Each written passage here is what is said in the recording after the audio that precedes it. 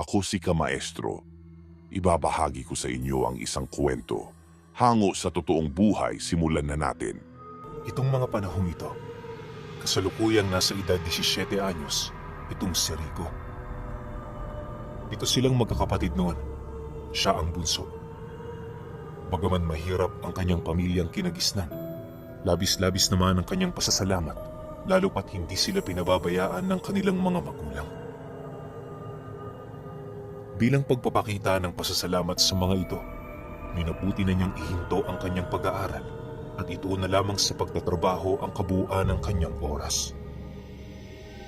Yung mga kapatid niya noon, nagawang makapagtapos sa kolehiyo, pero sa kasamaang palad, siya hindi. Bago pa man kasi siya makatungtong ng unang taon, nagkaroon ng isang matinding karamdaman ang kanyang ina. Yun ang nagtulak sa kanya para iwan ang pangarap na unti-unti niya sanang pinubuo.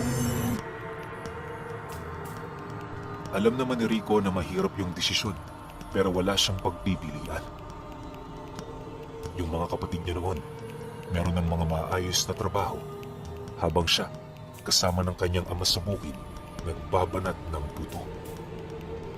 Minsan, hindi niya maiwasang mapaluha, gawa ng may mga pagkakataong dinadalaw siya ng matinding pagsisisi. Mabuti na lang, nasa tabi niya palagi ang kanyang ama, handang magbigay sa kanya ng dahilan para ipagpatuloy ang kanyang buhay. Tandaan mo, Rico, hindi na mahalaga kung anong narating mo. Ang importante, nabubuhay kang may rason.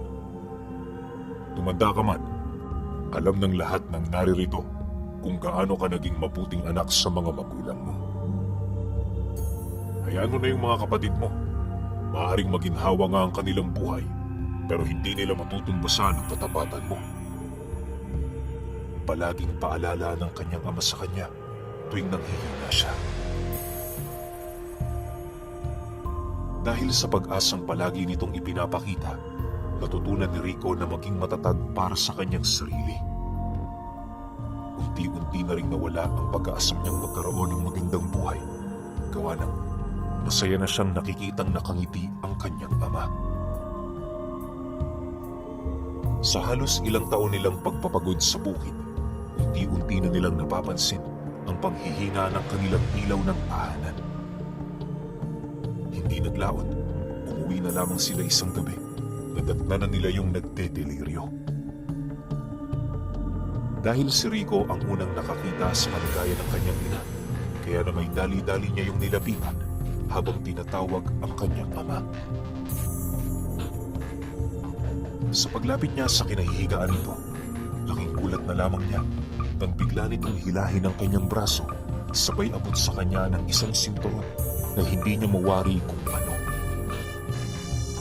Pagkuha niya nito, bigla namang lumupasay-say sa higaan ang kanyang ina habang dahan-dahang nawawala ng buhay.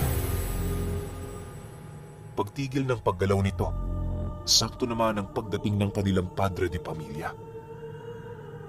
Dahil sa mga nangyari, napaiyak na lamang siya habang nagwiwika rito ng, "Tay, wala na ho si nanay." Nang marinig naman yun ang kanyang ama, agad naman yung napalupasaysay sa papag habang umiiyak. Pagkaraan pa ng ilang minuto, nag-umpisa na yung magkwento sa kanya ukol sa magaganda nitong nakaraan kasama ang kanyang asawa. Dagdag pa ng ama niya na labis siyang nalulungkot sa kadahilan ng wala sa kanilang puder ang iba nilang mga anak nang mangyari ang insidente. Sa pagsapit ng gabi noong mismong araw, minabuti na nilang gawan yon ng kabao. 3 araw pa noon ang lumipas, doon pa lamang dumating ang mga kapatid ni Rico. Kahit masama man ang kanilang loob, taus-puso pa rin nila yung pinaunlakan sa lamay ng ina nila. Dahil sa labis niyang pagkaabala, huli na nang maalala niya noon ang tungkol sa sinturong iniabot ng kanyang ina bago yung tuluyang mawala ng buhay. Nang mapagtanto naman ni Rico na meron pala yung inihabilin sa kanya, agad naman niya yung hinanap, subalit hindi niya ito nagawang makita habang nasa kasagsagan pa sila ng mga araw ng pagdadalamhati. Pagkalibing ng kanyang ina, natagpuan niya ang sinturong yan sa mismong higaan niya. Noong una, hindi pa makapaniwala si Rico sa kanyang nasisilayan, pero paghawak niya rito, doon niya napatunayang yon ay totoo. Dala ng kanyang kuryosidad, agad naman niya yung ipinakita sa kanyang ama, subalit sa hindi malamang dahilan, hindi ito nakikita ng kanilang padre de pamilya. Yung tipong kahit idikit niya na yon sa mga mata ng kanyang ama, wala pa rin yung nakikita sa mga kamay niya. Sa pagpapatuloy ng ganoong pangyayari, inilahad ng kanyang ama ang tungkol sa gamit ng nanay niya na maaaring ipinasa sa kanya. Ayon sa ama ni Rico, isang manggagamot ang nanay niya. Tumigil lang yun sa panggagamot magmula noong ipinanganak siya. Dagdag pa nito na, ilang beses na rin niyang naririnig sa yumao niyang asawa ang tungkol doon, pero bigo niya pa rin yung masilayan. Rico, kung talagang ang ipinasa yan sa'yo ng asawa ko, huwag mo yang iaalis sa katawan mo. Hanggat maaari, itali mo yan para hindi mawala o malagay mo kung saan. Pagpapaalala ng kanyang ama sa kanya. Dagdag pa nito na hindi sinturo ng bagay na yon, pagpus isa itong dahon ng nyug na naglalaman ng mga buhay na karunungan. Kaya niya nalaman ang tungkol doon sa kadahilan ng tuwing pinag-uusapan nila ang bagay na yon, ang ulit-ulit nitong inilalarawan sa kanya ang totoo nitong wangis. Naniniwala rin ang kanyang ama, nagtataglayo ng pambihirang kakayahan, gawa ng noong malakas pa ang kanyang asawa, ni minsan hindi niya yun nakitang napagod. Sa katunayan, aminado din itong hindi nito alam ang nangyari kung bakit bigla na lamang yung nanghina. Dahil sa mga sinabi ng kanyang ama, agad namang ginawang habay ni Rico ang pamana ng kanyang ina sa kanya. Para masiguro ring e-epekto ang mga kakayahan nito, dinasalan niya yung gabi-gabi sa loob ng isang buwan. Matapos ang kanyang pagdadasal sa gamit na yan, wala pa rin siyang nararamdamang kakaiba sa katawan niya. Yung tipong kahit anong gawin niya, tila bang hindi pa rin yun nabubuhay. Nang malaman yon ng kanyang ama, nagdesisyon niyong samahan siya sa albularyo upang magawa nilang malaman ang kinakailangan nilang gawin para mabuhay ang pamanang gamit sa kanya. Noong una, nag-aalangan pa yung tumungo sa bahay ng kakilala nitong manggagamot, pero hindi naglaban, wala na rin yung nagawa, kundi siya ay pagbigyan. Sa pagdating ng araw ng kanilang pagtungo roon, inabot sila ng 3 oras kakalakad, marating lamang ang tinirhan nito sa likod ng isang bundok. Halos buwis buhay din ang kanilang ginawa. Makarating lamang roon, gawa ng marami silang nadaanang mapapanganib na lugar. Sa pagdating nila sa tahanan ng babaeng manggagamot, laking gulat na lamang niya nang bigla nitong itinuro ang ibinigay ng kanyang ina habang inilalahad nito na siya pala ang tagapaghalili ng kaibigan nitong namayapa. Dagdag pa ng babae na ilang taon din silang hindi nag-usap ng nanay niya dahil sa inaasam nitong pagbabago. Nasa paniniwala kasi ng mga albularyo na kung hangad ng isa sa kanila ang tumiwalag, kinakailangan nitong putulin ang anumang namamagitan sa lahat ng kaibigan niyang nagtatangan din ng lihim na karunungan. Dagdag pa nito na ang pagtiwalag noon ng nanay ni Rico nagdulot sa kanila ng matinding dagok at kalungkutan. Hindi rin kasi nito may pagkakaila, isa ang kanyang ina sa mga nakilala nitong henyo pagdating sa larangang yon. Matapos naman itong mailahad sa kanya ng matanda, masaya naman yung sumilay sa kanyang ama habang nagtatanong ng, "Kumusta ang mga huling araw ng kaibigan ko?" Masaya ba? Wala ba siyang nasabit tungkol sa amin? Nang marinig naman yon ang kanyang ama, napayuko lang naman ito habang sumasagot doon ang, kung alam mo lang, walang gabi na hindi kayo noon nababanggit. Nagawa ko naman ang lahat ng kanyang gusto.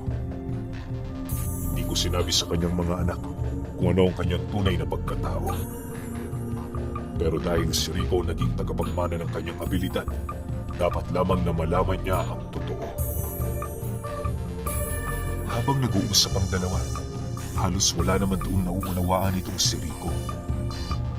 Aminado kasi siya noon, unang beses niyang marinig pagtungkol sa kakaibang pagkatao ng nanay niya. Makalipas pa ang ilang minutong pag-uusap, agad namang nabaling ang paningin ng matanda sa kanya para ilahad ang mga bagay-bagay na kinakailangan niyang malaman.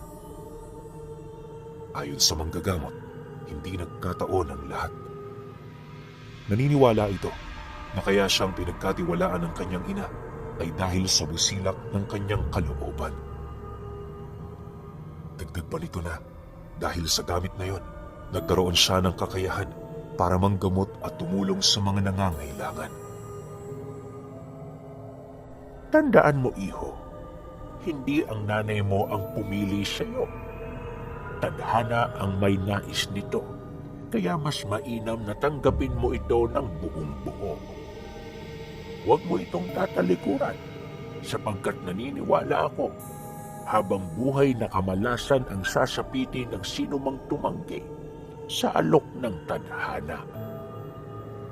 Seryosong wika ng albularyo sa kanya. Maya-maya pa, agad naman itong kinuha ang kanyang kamay para umpisahan ang buhayin. Sa loob ng isang oras, katakot-takot na pagdarasal ang kanilang ginagawa. May mga pagkakataon ding sinasabayan yun ni Rico dahil ayon sa albularyo, makakatulong yun sa kanya upang lalong tumibay ang kanyang pananampalataya. Matapos naman ang kanilang pagdarasal, binigyan siya nito ng isang libreta para kabisahin. Pagkakuha naman dito ni Rico, inabisuhan siya nitong mag-umpisa ng manggamot sa kadahilan ng isa na siyang ganap na manggagamot. Matapos ang mga pangyayaring yun, umuwi na sila sa kanila para magpahinga. Sa paglipas ng mga araw, hindi na muna niya yun napagtuunan ng pansin dahil sa dami ng trabaho sa bukid. Akala ni Rico kung sana siyang lulubayan ng tadhanang yon, pero dumating ang isang araw na sumubok naman sa kanyang pananalig sa gamit na ibinigay ng kanyang ina. Isang hapon, habang gumagapa sila, meron siyang nakitang isang magsasakang nakikipagtalo sa isang matanda. Ang naging mitya ng gulo, tumanggap ang matandang yon ng parte kahit hindi naman yon nag-ani. Makalipas pa ang ilang minuto, nang mapagtanto nilang hindi pa rin nagpapaawat ang lalaking yon, minabuti na nilang yon ay lapitan para kausapin. Ngunit hindi pa man nakakalapit si Rico sa kinaroroonan ng dalawa, bahagya naman siyang natigilan matapos niyang masipat ang pagmumukha ng matanda na unti-unting nagbabago. Noong una, inakala niyang pinaglalaroan lang siya ng paningin niya, pero pagsilay niya sa kabuuang wangis nito, doon siya unti-unting nakaramdam ng takot sa kanyang katawan. Ayon kay Rico, kapag tinititigan niya ang mata ng matanda, nagiging demonyo ito. Pero kapag naman mukha lang ito ang kanyang pinagmamasdan, wala naman doon kakaiba.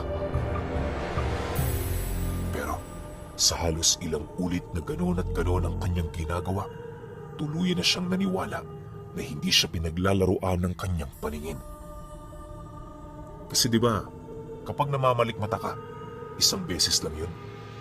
Na yung estado ni Rico, paulit-ulit ito. Maya-maya pa, nang akmang malapit na sila sa kinaroroonan ng dalawa, nasipat na lamang nila na mabilis nang umalis ang matanda.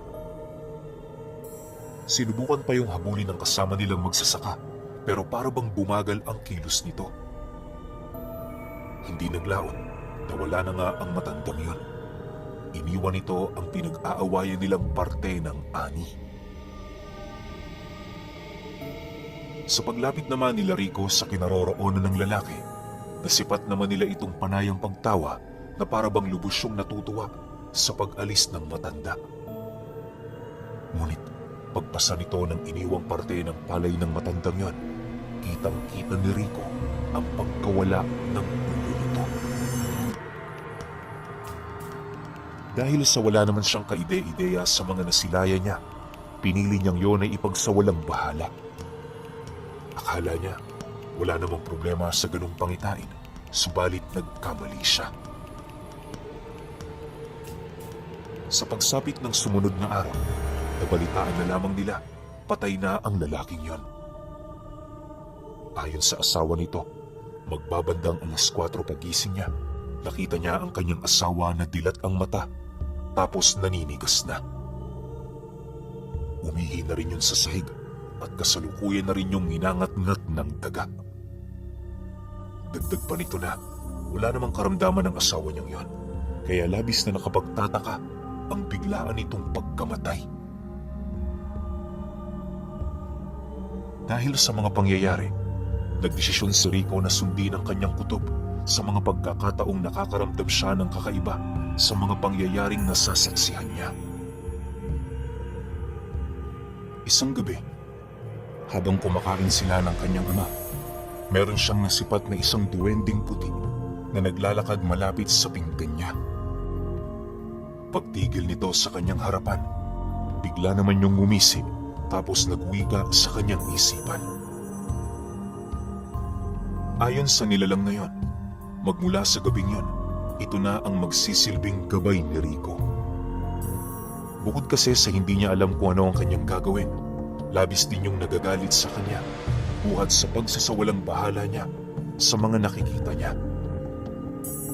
Dagdag pa nito na hindi siya magiging isang ganap na manggagamot kung hindi siya tutulong. Mariinding inilahad ng duwende na ang una niyang misyon para makamit ang kabuuang abilidad ng pamanang gamit sa kanya ay ang pagpatay sa matanda na nakaalitan ng magsasaka. Matapos naman yung marinig ni Rico, pilit pa rin niyang ipinagpatuloy ang pagkain sa kanilang hapunan. Makalipas pa ang ilang minuto, dali-dali naman siyang pumasok sa loob ng kanyang silid para magpahinga at pag-isipan ang tungkol sa gagawin nilang hakbang.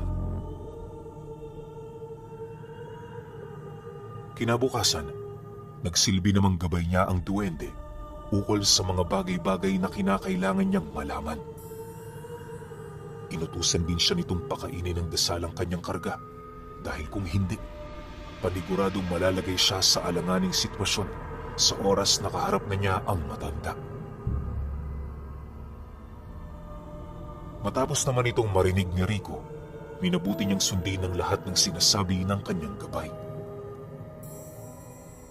Habang pinapahanap niya ang matandang yon sa mga bago niyang kaibigang naninirahan ng patago sa kanilang tahanan, pinili naman niyang ituon ang kanyang wisyo sa pagsasanay at pagpapakain ng dasal. Sa halos ilang araw na naging kasangga niya ang duwendeng yon, marami na siyang nalaman sa sikreto ng mundo. Naging madali na rin sa kanya ang pagbukas ng kanyang ikatlong mata, maging sa pagkausap ng mga nilalang na hindi nakikita. Pagkaraan ng ilang linggo niyang paghahanda, sinubukan na niyang puntahan ang tahanan ng nilalang na yon. Hindi mawari noon ni Rico pero kahit wala pa siyang karanasan sa pakikipaglaban, tila bang napakalakas na ng kanyang loob na kaharapin ito. Isang hapon, nagulat na lamang siya. Nasa harapan na siya ng bahay ng matandang yon. Habang nagmamasid siya sa buong paligid, maya't maya naman ang pagbulong sa kanya ng duwende ukol sa mga bagay na kinakailangan niyang gawin. Ayon dito, iwasan niyang magpakakampante sa harapan ng nilalang na yon, gawa ng hindi ito magdadalawang isip na siya ay kitila ng buhay kapag nakahanap yon ng pagkakataon. Dagdag pa nito na mag-ingat din siya sa pakikipaglaban sa matanda, lalo pat meron yung dugo ng gabunan at mambabarang. Kapag napansin itong nakababa ang kanyang depensa, paniguradong katapusan na ng buhay niya. Pagtatapat pa ng duwende, kapag napaslang niya ang nilalang na yon, wala siyang mararamdamang kaba sa mga susunod niyang makakalaban. Tandaan mo, Rico. Buwis buhay para sa mga katulad mo ang gagawin nating ito. Pero ito lang talaga ang paraan para mas maging madali ang paglakas mo. Tiwala ko sa iyong karga. Kailan may hindi kanyan pababayaan. Wika ng duwende sa kanyang isipan. Nang marinig naman niya ang sinabi nito, laking gulat na lamang niya nang mapansin niyang nag-umpisa ng humakbang ang kanyang mga paa. Pagpasok niya sa bakuran ng nilalang na yon, bigla na lamang niyong nasilayan na nakatayo sa bubong ng bahay nito. Walang sabi-sabi, agad naman yung lumundag at mabilis ang sumugod patungo sa kanyang kinaroroonan.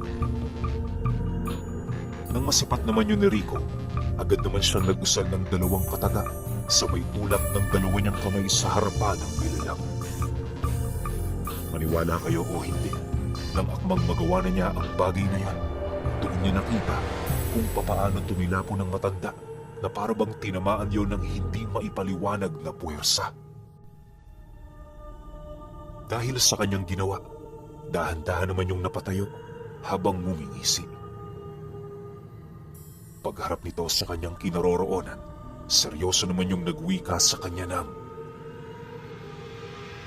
Sa wakas, isang kagana-ganang kalaban.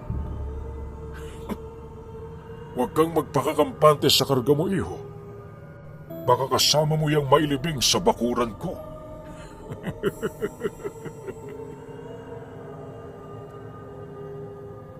Nang marinig naman ni Rico ang sinabi nito, walang takot naman siyang sumagot doon ng, iwasan mong magsalita ng tapos. Baka sa huli, kainin mo yan. Dahil sa kanyang sinabi, mabilis namang sumugod sa kanya ang nilalang habang mabilis naman yung nagpapalit anyo. Sinubukan din siya nitong ihipan ng mga sumpa at tigalpo, pero bago pa man yun lumapat sa kanyang balat, kitang-kita niya kung papaano yun maagnas at maglaho na lamang na parang bulak. Pagbungad ng totoong anyo ng matandang yon, agad namang lumuhod si Rico para manalangin. Paglapat ng kanyang tuhod sa lupa, meron siyang narinig na tunog ng tambol at kasabay nito ang paglitaw ng mga nakabaluting nilalang papaikot sa kanyang kinaroroonan. Dahil sa bilis ng mga pangyayaring yon, hindi gaanong nasilayan ni Rico ang wangis ng mga ito. Matapos kasing makapagbigay ng pinsala ang mga nilalang na yun sa gabunan, mabilis naman yung naglaho. Sa pagkawala ng mga ito, doon tumambad sa kanya ang matandang unti-unting nagiging tao. Bakas sa pagmumukha nito ang matinding pagtitiis dahil sa mga pinsala nitong tinamo. Pagsilay naman ang nilalang na yun sa kanya, napangisi lang naman ito habang naghihirap na nagwiwika sa kanya ng, Mahusay. Mahusay, albularyo. Matapos nitong makapagsalita, dahan-dahan naman yung humakbang papalapit sa kanya. Subalit bago pa man sila magkaharap, nasipat niya na yung unti-unti nang naaagnas ang buo nitong katawan. Hindi naglaon nang mawala na yun ang balanse. Para na itong kalansay na nagkakalasog-lasog. Pagbagsak nito sa lupa, ang tanging natira na lamang sa matandang yon ay ang mga buto nitong parang sinunog. Sa pagbalik ng katahimikan sa paligid, napaupo na lamang itong si Rico, pilit na inaalala ang mga nangyari. Makalipas pa ang ilang minuto, bumalik na siya sa bahay nila para magpahinga. Sa paglipas ng mga araw, nagpatuloy ang panggagamot niya. Dahil sa mga taong kanyang natulungan, kumalat sa kanilang lugar ang pagiging manggagamot niya na siyang naging sanhi upang dumami ng gusto ang mga taong nagpapagamot sa kanya. Sa katunayan, kahit yung mga asawa ng kanyang kapatid, nagpakonsulta rin sa kanya. Magmula noon, unti-unti nang naunawaan ni Rico ang nais ng tadhana para sa kanya. Marahil kaya hindi siya binigyan ng masaganang buhay dahil meron pa palang nakalaan para sa kanya na mas higit na importante. Sa pagtanda pa ni Rico, ni minsan hindi niya pinahintulutang magkawalay sila ng kanyang ama. Saan mang dako siya pumunta, palagi niya yung kasama. Nang uugod-ugod na rin ito dahil sa katandaan, siya na rin ang nagsakripisyo. Hindi na siya humingi ng tulong sa kanyang mga kapatid, alinsunod sa nais mangyari ng kanyang ama. Pero alam niyo ba, pinuno?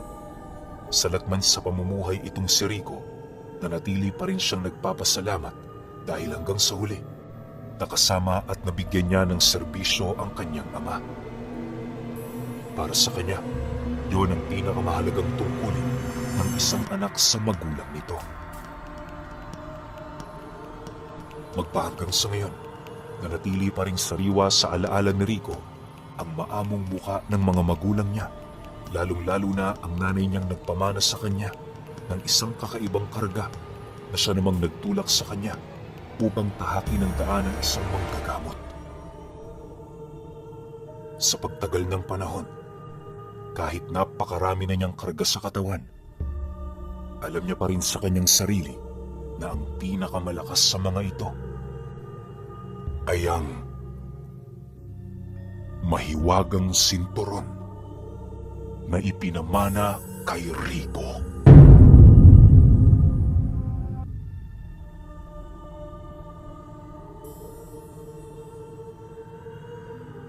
Okay, opinyon ko sa kwento. Mahiwagang sinturon na ipinamana kay Rico. Grabe ano kaya yung nilalaman ng sinturon yun? Tsaka, alam ko kasi, kapag sinabing sinturon ng isang manggagamot o albularyo, nakikita yan ng mga ordinaryong mata. Kasi nga, kapag may gera o kapag mayroon silang gagamutin, isusuot nila yan. Pero itong sa kaso ng nanay ni Rico, hindi nakikita ng ordinaryong mata. Sobrang galing nun. So ibig sabihin, ganun kalakas yung sa bulag nito. Kasi hindi kaya makita ng ordinaryong mata ng tao eh. Pero pagdating sa pakikipaglaban, subok na subok ni Rico, sobrang lakas nito. Bukod pa dun, sa kakayahan ng sinturon na yun, parang nakakaakit siya ng mga nilalang na nasa kanan eh.